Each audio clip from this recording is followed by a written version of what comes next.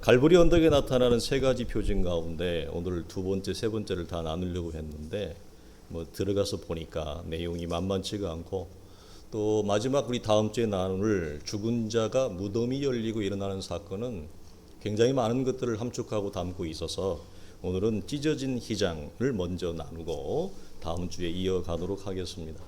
우리가 알다시피 성전의 휘장은 크게 성막을 들어가는 입구에 있는 외부 바깥 휘장이라고도 하고 첫째 휘장이라고 하는 것이 있고, 그 안에 들어가면 오직 대제사장만이 들어갈 수 있는 성소와 지성소를 나누는 내부 휘장, 둘째 휘장이라고 하는 것이 존재합니다. 그래서 히브리어 원래 원어를 보면 내부 휘장은 파로케트라고 하는 단어를 쓰고 외부 휘장은 마사크라고 하는 단어 자체가 다릅니다. 그리고 출애굽기를 보게 되어지면 만들 때에 만드는 재료와 용도조차도 다르죠. 근데 우리가 잘 아는 대로 이 성소는 이 큰 두 가지 성소 가운데서 오늘 본문에 등장하게 되어지는 성소의 휘장이 찢어졌다 할 때 도대체 그 휘장이 찢어진 것은 바깥에 있는 외부 휘장이 찢어진 거냐, 아니면 안에 있는 내부 휘장이 찢어졌느냐, 이것이 초대교회에 굉장히 갑론을박이 많았습니다. 우리가 알듯이 이 지성소에는 1년에 딱 한 번 대제사장만 홀로 들어가서 이스라엘의 민족적인 전체의 죄악을 속죄하는 날, 그래서 이걸 대속죄리라 그럽니다. 욤 키푸르라고 하는 단어를 쓰는데 이건 굉장히 고유명사처럼 많이 쓰는 거예요. 욤은 뭐냐면 날을 얘기해. 창세기 한 날, 두 날. 키푸르는 뭐냐면 죄를 덮어버린다. 그래서 욤 키푸르라는 말을 쓰는데 레위기에 처음에 나옵니다. 여호와께서 모세에게 이르시되 내 형 아론에게 이르라, 성소의 휘장 안 법궤 위 속죄소 앞에는 아무 때나 들어오지 말라, 그리하여 죽지 않도록 하라. 이는 내가 구름 가운데 속죄소 위에 있기 때문이다 라고 하죠. 그래서 이 안에는 그 누구도 들어가지를 못합니다. 1년에 딱 한 번 히브리력으로 7월 10일 요때 들어가는 날을 허락되어지는 것 외에는 그 누구도 들어갈 수 없어요. 심지어 대제사장으로 선출된 자도 우리가 대제사장의 의복을 만들 때 보면 그 의복의 제일 마지막 밑단을 두를 때에 석류와 방울을 달게 하는데 금방울과 석류를 엮어서 달아요. 근데 그 금방울을 달게 하는 목적은 뭐냐? 그 옷 가장자리로 돌아가며 한 금방울 한 석류, 한 금방울 한 석류가 있게 하라. 아론이 입고 여호와를 섬기러 성소에 들어갈 때에 성소에서 나올 때에 그 소리가 들릴 것이라. 그리하면 그가 죽지 아니하리라. 무슨 말입니까?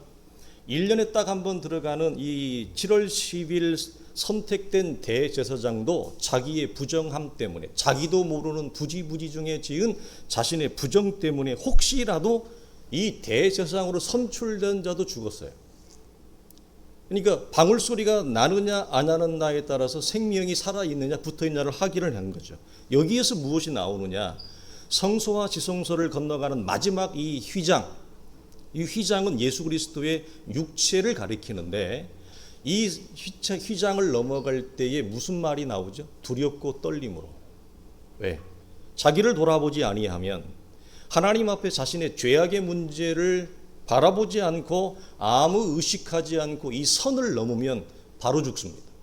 그러니까 여기에서 무엇이 나오죠? 여호와를 경외하는, 두렵고 떨림으로라고 하는 엄청난 이 단어가 나오게 되어집니다. 요세푸스에 의하면 예수님 당시에 헤롯 성전이 있었잖아요.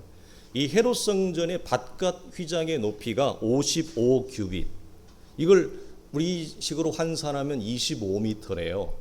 그러니까 25m는 아파트 7층 높이 정도 된다고 그럽니다. 그러니까 상당히 길이가 있는 겁니다. 이게 육안으로 잘 보이죠.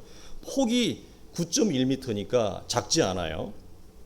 자, 그렇다면 이 찢어진 휘장은 첫 번째 보이는 이 거대한 외부 휘장인가 아니면 안쪽 휘장인가? 마가나 마태를 보게 되어지면 갈보리 언덕, 즉 예루살렘 성전을 맛보고 있는 갈보리 언덕, 창세기로 말하면 모리아 산인데, 이 반대편에서 십자가 밑에 있던 백부장과 사람들이 예수가 죽을 때 이걸 봐요. 그러니까 보였다는 얘기잖아요. 왜냐하면 7층 높이의 거대한 이 휘장이 찢어져서 갈라지는데 위로부터 아래까지 이게 안 보일 수는 없을 거 아닙니까? 이게 보인다고 하는 거죠. 그래서 여기서 마가나 마태는 이걸 밭갓 휘장이라고 얘기를 하는 것 같아요. 그러나 더 중요한 것이 있어요. 죄인이 그 마지막 하나님의 거룩한 임재의 상징인 지성소에 들어가기 위해서는 안쪽 휘장이 찢어져야 되는 거예요. 이것이 찢어지지 않고는 결국 들어갈 수 없기 때문에, 그래서 그리스도의 이 육체를 가리켜서 뭐라고 성경은 얘기합니까? 히브리서에서는 이렇게 얘기하죠. 그러므로 형제들아, 우리가 예수의 피를 힘입어 성소에 들어갈 담력을 얻었다. 그 길은 우리를 위하여 휘장 가운데 열어놓으신 새로운 살 길이요, 휘장은 곧 그의 육체니라. 그러니까 그의 육체가 찢어지는 것처럼 휘장이 찢어진 거예요. 그러니까 이것이 찢어지지 아니하면 우리가 하나님의 거룩한 임재 앞에 나아갈 수 있는 어떤 길도 없거든요. 그러므로 여기에서 휘장이 찢어졌다고 하는 것은 내부 휘장이 찢어졌다고 하는 가능성이 훨씬 많겠죠. 왜냐하면 바깥 휘장이 아무리 찢어져도 내부 휘장이 열어지지 아니하면 우리가 하나님 앞에 나아간 새로운 살길, 우리는 재간이 없기 때문에. 그런데 오늘 본문 이 읽었던 51절에 사용되어진 이 성소 휘장이라고 하는 단어 자체가 이 카타페타스마라고 하는 단어를 씁니다. 이 카타페타스마는 출애굽기에 최초로 언급되어지는 그 성막의 휘장에 동일한 단어를 써요. 출애굽기 26장에 보면 너는 청색, 자색, 홍색 실과 가늘게 꼰 배실로 짜서 휘장을 만들고 그 휘장을 또 그 휘장 안에 들여놓으라. 그 휘장이 너희를 위하여 성소와 지성소를 구분하리라. 여기에 썼던 단어가 동일한 마태복음 오늘 본문 51절에 썼던 카타페타스마라는 동일한 단어를 써요. 이거 단어는 바깥 휘장이에요, 안쪽 휘장이에요? 안쪽 휘장을 얘기하는 거예요. 내부 휘장. 그리고 히브리서 9장에 보게 되어지면 정확하게 이걸 이렇게 얘기합니다. 예비한 첫 장막이 있고 그 안에 등잔대와 상과 진설병이 있으니 이는 성소라 일컫고 또 둘째 휘장이라 이 말을 씁니다. 뒤에 있는 장막을 지성소라 일컫나니. 근데 여기에 말하는 이 휘장도 어떤 단어를 쓰느냐? 동일한 카타페타스마라고 하는 그 내부 휘장이라고 하는 단어를 쓴다고 하는 거예요. 그러므로 우리는 이 휘장이 찢어졌다고 하는 사실은 단순히 겉으로 보이는 갈보리 언덕에서 보였던 외부 휘장을 의미하는 것이 아니라 성경이 말하고 싶은 건 뭐죠? 안쪽에 있는 성소와 지성소를 가르고 우리가 하나님의 거룩한 영광의 임재 앞에 들어갈 수 있는 그 내부 휘장이 찢어졌다고 하는 것을 성경은 더 강조하는 겁니다. 그런데 사람 사는 사회는 어느나 갈등이 있고 다툼이 있고 의견이 있잖아요. 초대교회 안에 갈등이 있었을까요? 없었을까요? 있었습니다. 이 휘장이 도대체 외부 휘장을 말하는 거냐, 내부 휘장을 말하는 거냐. 밖에서는 봤지만 만약에 내부 휘장이 찢어졌다면 누가 여러분 제일 봤을까요? 누가 발견했을까요? 제사장의 뜰에서 일을 하고 있는 제사장들이 내부 휘장이 찢어졌다고 하는 것을 여러분 못 볼 수가 없어요. 이 내부 휘장의 두께는 대단해서 사람의 힘으로 찢을 수가 없어요, 이건. 그러니까 타락 이후로 성막이 만들어지고 난 이후에 이 휘장이 찢어진 역사가 없어요. 전 역사에. 그래서 이 바로 성막 앞에서 제일 안쪽에는 제사장들만 이제 들어갈 수 있고 일반 사람은 들어갈 수가 없단 말이에요. 거기에서 이 높은 휘장이 찢어진 것을 아무 얘기도 않고 쉬쉬하고 지나갈 일은 없다고 하는 거죠. 그래서 초대교회는 다투지 마라. 외부 휘장이든지 내부 휘장 다투지 말고 이 두 휘장을 한 휘장으로 연결합니다. 재미있는 일입니다.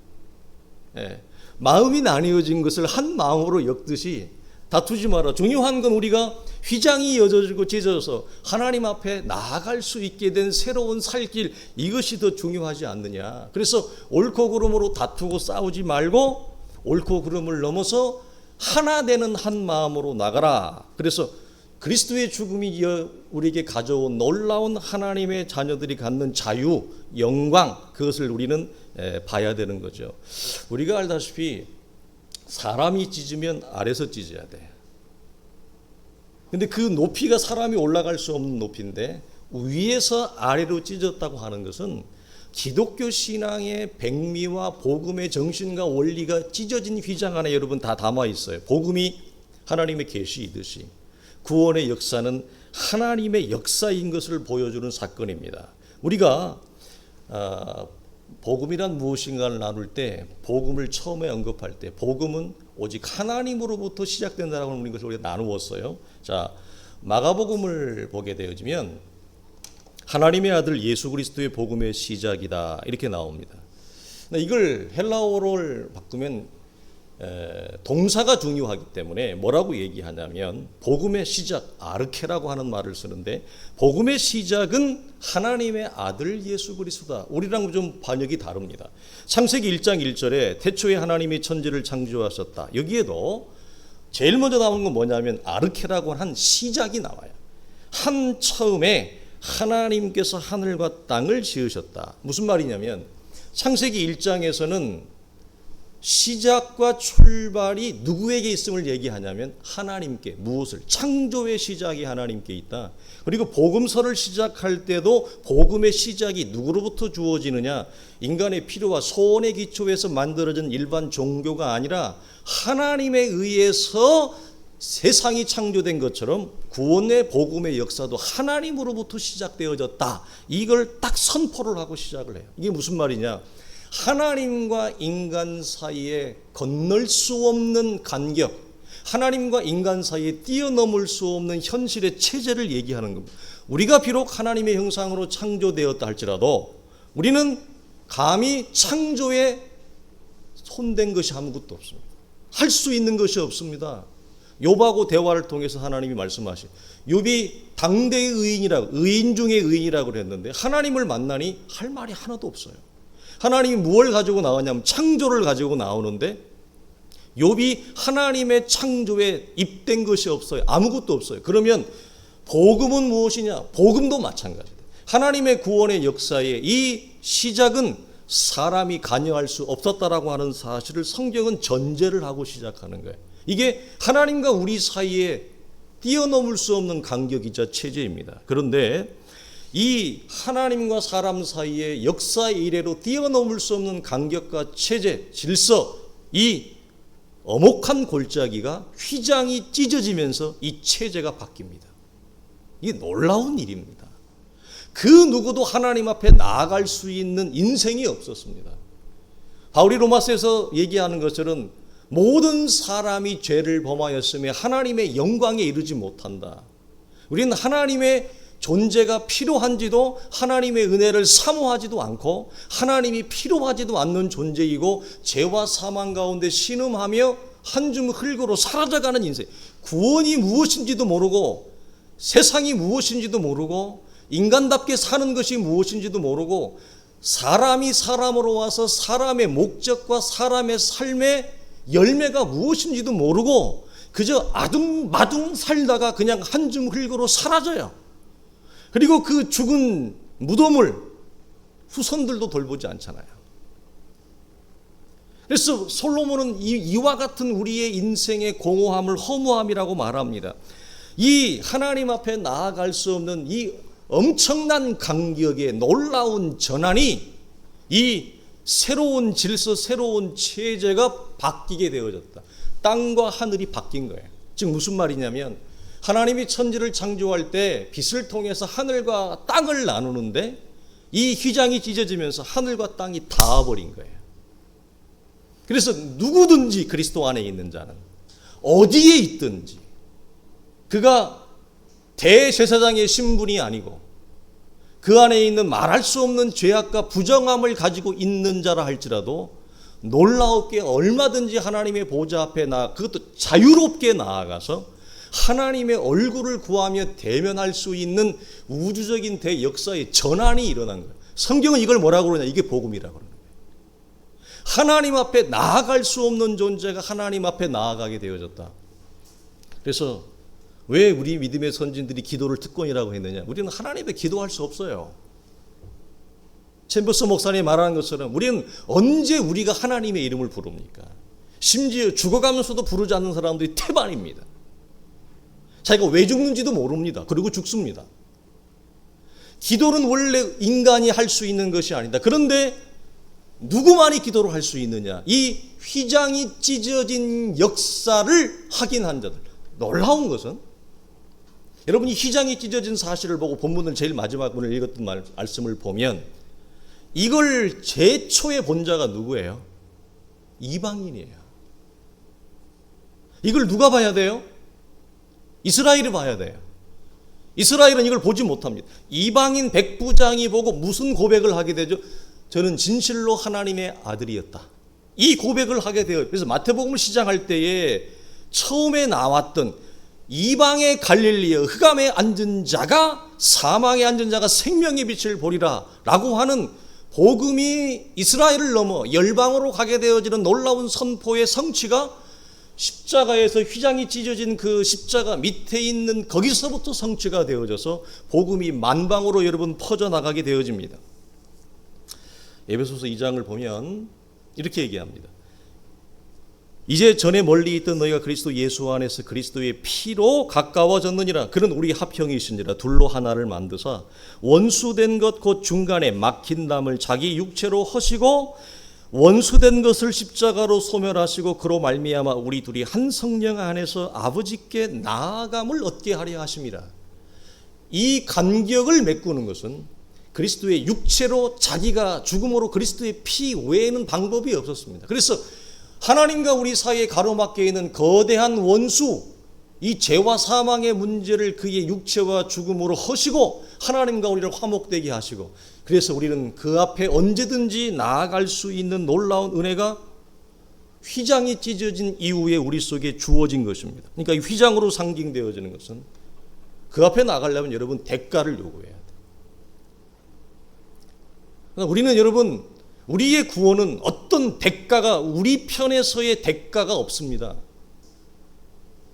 이 땅에 있는 모든 종교는 사람 편에서 대가를 요구합니다. 하나님 앞에 나아가려면, 신이라고 하는 존재 앞에 나아가려면 대가를 요구합니다. 그런데 우리에게는, 기독교는 사람 편에서의 대가가 없습니다. 그리스도가 이미 다 이걸 우리 속에 이루어 놓으셨습니다. 우리는 이것을 하나님의 은혜 가운데 우리에게 주어진 생명의 새로운 살 길을 백부장처럼 본 자만 나아갑니다. 그러니까 유일하게 대가라고 한다면 이것을 우리가 인간 편에서 하긴 하는 자, 본 자만, 들은 자만 이걸 가요. 이 놀라운 것입니다. 여러분, 누구든지 그리스도 안에서 새로운 피조물이 얻을 수 있는 특권이에요. 기도도 특권이에요. 아무나 할 수 있는 게 아니에요. 대제사장도 기도를 마음대로 할 수가 없었습니다.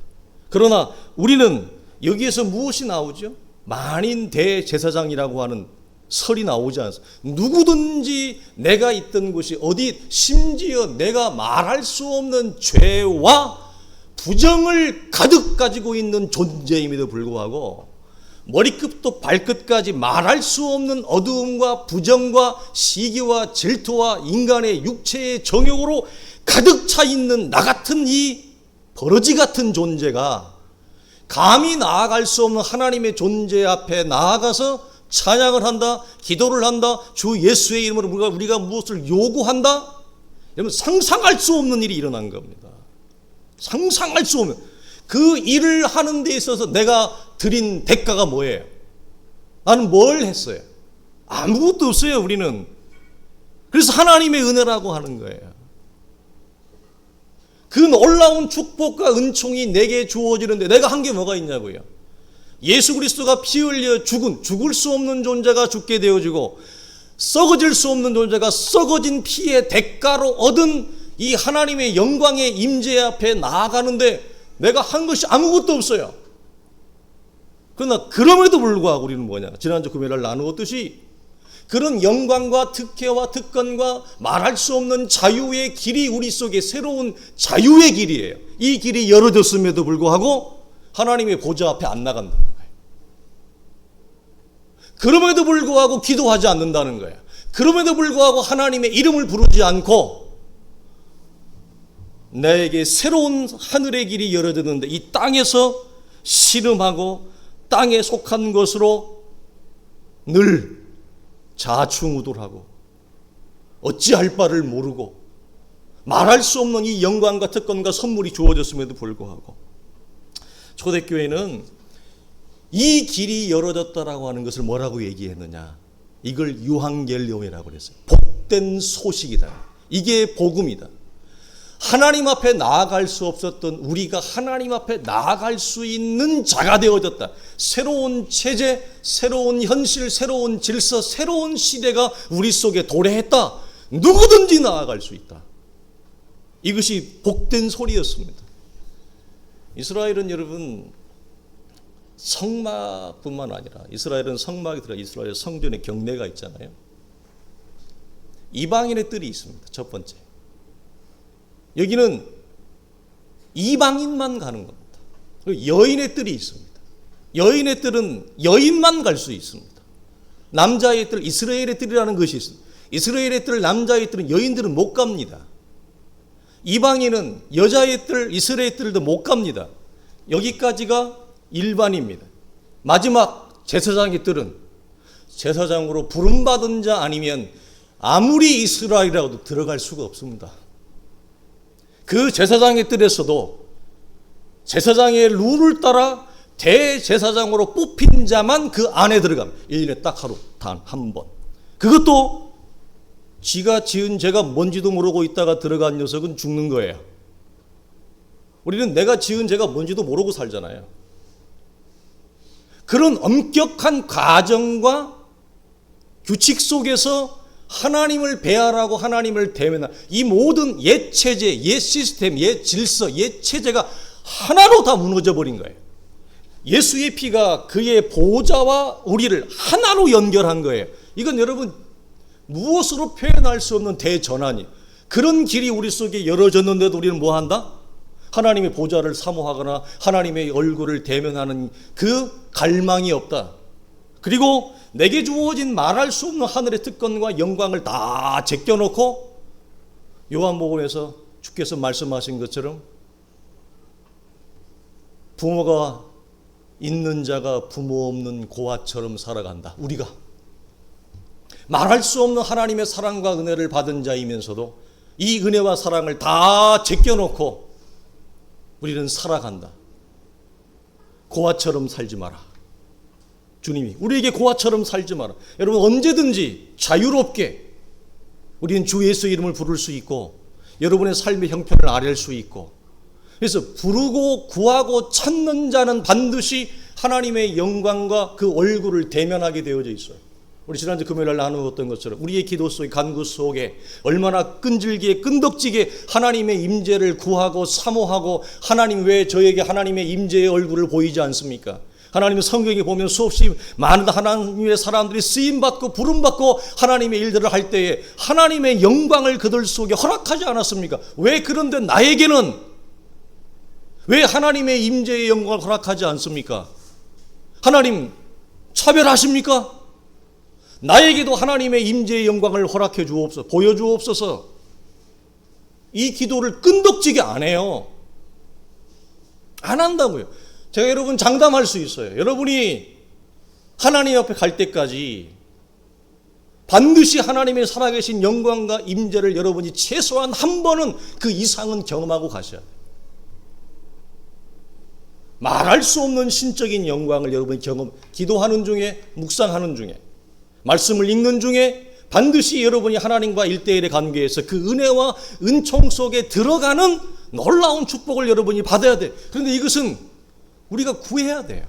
물론 구한다고 보장되어 100% 보장된다고 하는 말은 할 수 없어요.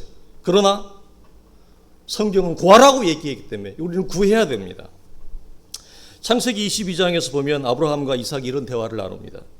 이삭이 아버지, 불과 나무는 있는데 번제할 어린 양은 어디 있습니까? 그때 아브라함이 감동이 되어졌는지 이런 말을 했어요. 내 아들아, 번제할 어린 양은 하나님이 친히 준비하시느니라.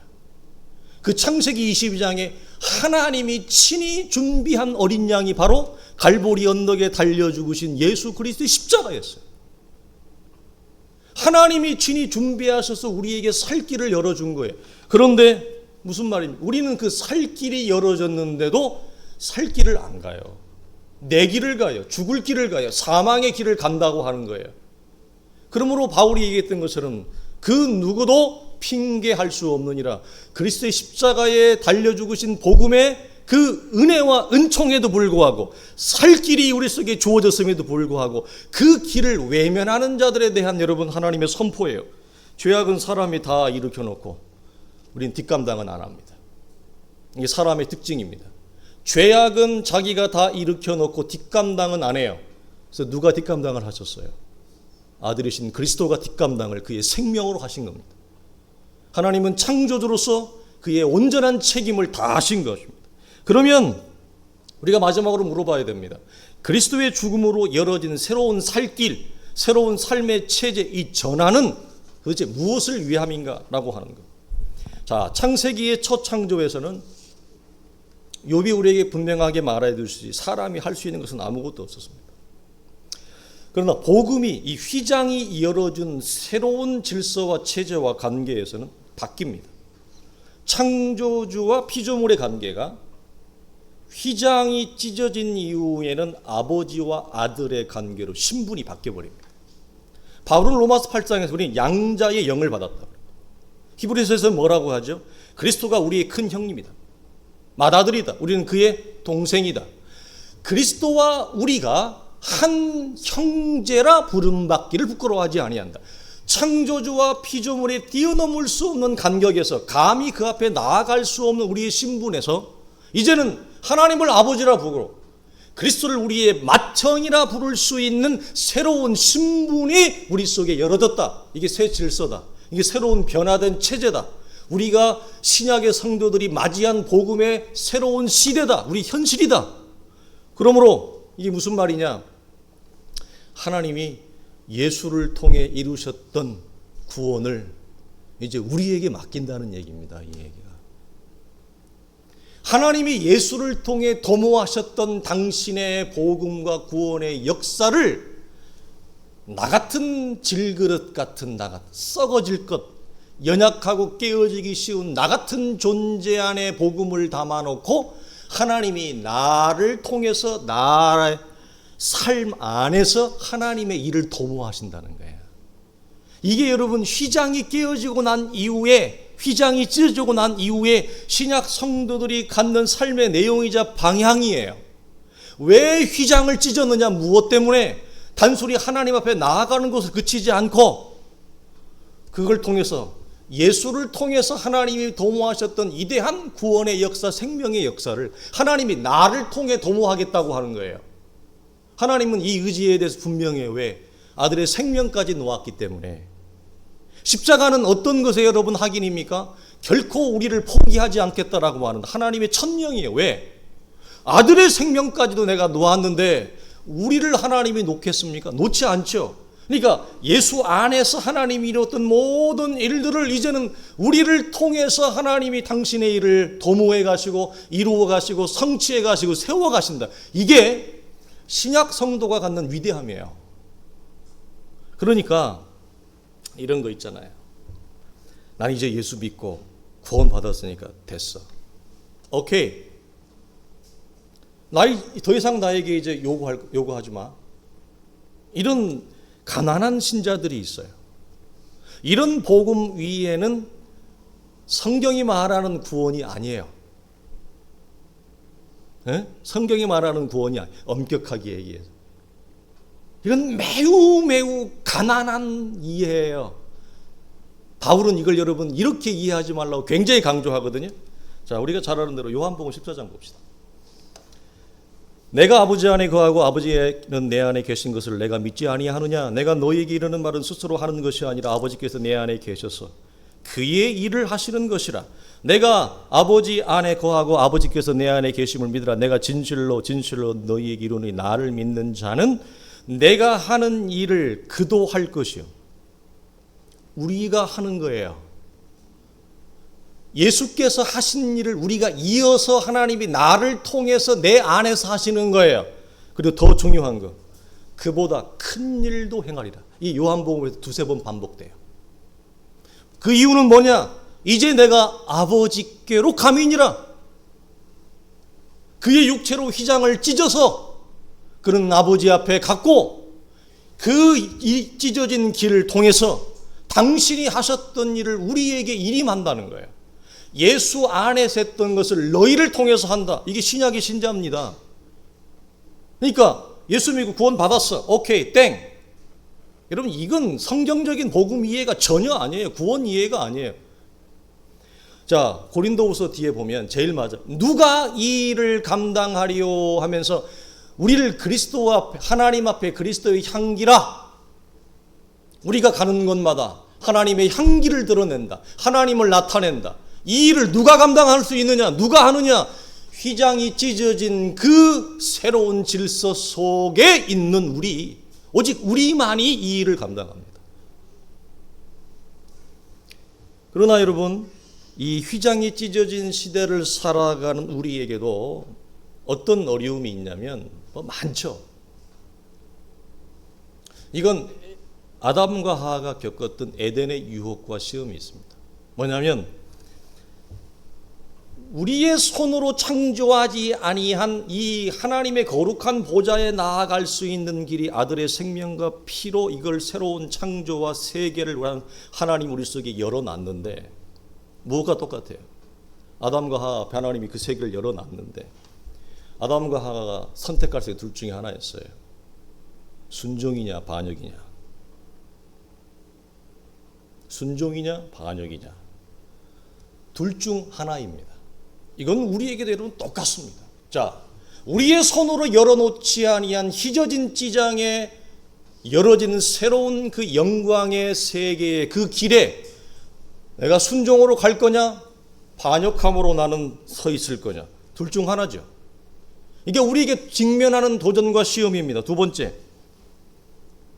어떤 사람들은 이 길을 걸어가면서 자신을 하나님의 자리에 두려고 하는 유혹에 빠집니다. 하나님의 일에 동참할 수 있다라고 하는 공식적인 초대권을 받은 거예요. 우리 신약의 성도들은 예수의 죽음을 통해서 그가 떠났었기 때문에 주님이 우리에게 맡기신 대로 이 하나님의 일을 우리가 참여할 수 있는 이 공식적인 티켓을 휘장이 찢어지면서 우리에게 발급이 된 거예요. 근데 여기에는 어떤 위험이 있냐? 하나님의 자리에 자기가 올라가려고 하는. 이건 어떻게 보면 아담과 하와보다도 더 큰 유혹 속에 우리가 잠길 수 있어요. 공식적이니까.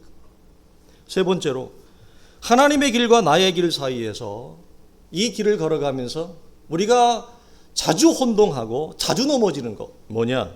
자신의 방식으로 하나님의 길을 채우려고 하는 거예요. 뭐라고요?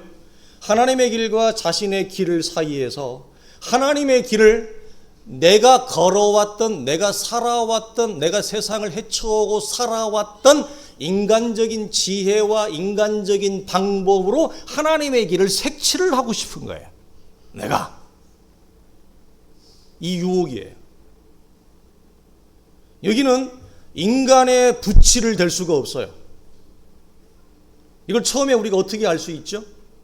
마태복음 16장에서 베드로가 신앙 고백하고 난 다음에 바로 주님한테 사단아 물러가라 꿀밤을 맞았을 때 주님이 했던 말이 뭐죠? 네가 하나님의 일은 생각하지 않고 사람의 일을, 이 말이 무슨 말이냐면 뒤집으면 네가 하나님의 일을 네가 해왔던 사람의 일의 방식으로 하려고 하네, 이 말이에요. 이 유혹입니다. 그러므로 여러분, 지금까지 우리는 이 새로운 살 길이 열어진 길을 걸어가는 우리는 모두 다 이런 공식적인 초대를 받고, 감사하게도 우리 온 성도들이 이 티켓에 순종할래 반역할래, 하나님의 길을 갈래 너는 네 인생을 네 맘대로 살래, 이 양자의 선택에서 우리는 하나님이 내미는 이 공식적인 티켓을 우리는 받은 자가 된 거예요. 내가 받은 자가 된 거예요. 그 감사하고 축복이에요. 그런데 그 길을 걸어가면서 우리가 걸려 넘어지는 것이 뭐냐? 내가 살아온 방식으로, 내가 살아왔던, 세상을 헤쳐왔던 그 처세로 위기를 넘어갔던, 극복했던 그 내용과 재료로 하나님의 일을 채우려고 하는 것은 여러분 굉장히 심각한 오류에 빠집니다. 그런 것들을 버려야 됩니다. 이건 되게 대단히 심각해요. 그래서 수없이 많은 에베소서나 골로새서 이것들을 이전 것은 지나갔으니 죽였다. 그리스도 예수의 사람들은 육체와 함께 그 정과 욕심을 십자가에 못 박았다고 한 말이 이 말이에요. 구태의연한 옛시대에 속한 틀과 시선으로 하나님을 이해하고 바라보려고 하지 마라.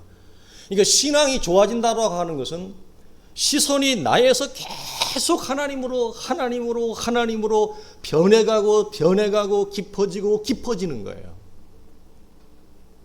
나밖에 몰랐던, 이건 공감이라고 말을 할 수가 없는데, 나밖에 몰라는, 나라고 하는 존재, 나의 인생, 나의 삶밖에 몰랐던 독단적인 이 자기 공감이 하나님이 하시는 일에 대한 공감으로 확장되어져 가는 거예요. 시선이 계속 넓어져 가는 거예요. 그래서 제가 초기부터 궁금했던 거, 예수를 평생을 믿는데 눈이 갈수록 커져야 되는데 왜 눈이 갈수록 작아집니까? 많이 겪는 거, 현실적인 얘기예요. 도대체 왜 그럽니까? 왜 복음은 우리의 시선을 더 점점 서서히 커가게 하고 확장해 가야 되는데 왜 거꾸로 갑니까? 도대체 무엇이 문제냐? 굉장한 고민이었어요.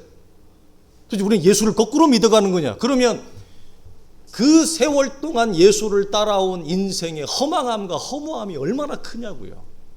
내 마음대로 살지도 못하고, 내가 살고 싶은 대로 살지도 못하고, 교회 나온다는 이유 하나 때문에, 예수 믿는다고 하는 이유 때문에 내가 실컷 내 하고 싶은 대로 하고, 놀고 싶은 대로 놀고, 살고 싶어도 살지도 못하고 나이가 찼는데 인생이 도리어 어린아이가 되어져 버리면 도대체 예수 믿고 지금까지 우리가 걸어온 그 수없는 지난 날에 그 세월의 보상을 어디 가서 받을 거예요? 내 인생에 나라는 존재의 열매가 없으면. 그러니까 우리가 이 길을 갈면서 항상 십자가의 죽음을 우리 속에 늘 묵상의 주제로 삼아야 되는 것은, 나라는 존재를 둘러싸고 내가 살아왔던 모든 구태의연한 하나님을 바라봤던 그 옛 시대에 속한 질서와 틀과 시선, 그 판박이, 그 틀을 매일 십자가에 죽는 그 도전을 해야 돼요. 그러지 아니하면 우리는 여러분 옛 틀과 시선으로 나갑니다. 또 하나, 하나님의 일을 통해 이 땅에서 잘 되고 싶은 마음, 성공과 권력이라고 하는 이 세상의 특권적인 부산물을 얻고 싶은 하나님의 일을 하면 우리는 은근히 이 속에 무엇이 있죠? 우리가 지금 여러분 실갱이하고 씨름하는 우리의 현실입니다. 저의 현실이고 여러분의 현실입니다. 무슨 말이냐? 우리가 이 어려운 시대 속에 참 상처가 많아요. 우리는 이렇게 힘든 결정, 어려운 결정을 하고 우리가 주의 일을 감당해 나가면 하나님이 여기에 대한 분명한 어떤 보상이 있을 거라고 하는 우리는 막연한 기대와 심리를 가지고 있습니다. 근데 하나님, 여러분 이거 아셔야 돼요. 그 막연한 보상과 심리, 주의 일을 내가 힘든 일을 하기 때문에 그거에 대한 어떤 인간적인 야망과 기대와 환상, 하나님 그거 다 내려놓게 합니다. 다 이런 십자가에 못 박아 죽어야 돼요. 그래서 이삭이 착고에 발이 차여서 죽을 고생을 하고 고난을 겪으면서 여호와의 말씀이 응할 때까지라고 하는 표현이 바로 이 말씀이에요. 어떤 야망과 기대와 상상도 환상도 하지 않는 오직 하나님의 보좌에 순순히 순전하게 그분만을 바라보는 그 영적인 안목과 시선으로 나라는 존재와 자리에 딱 서 있는, 그걸 하나님이 원하십니다.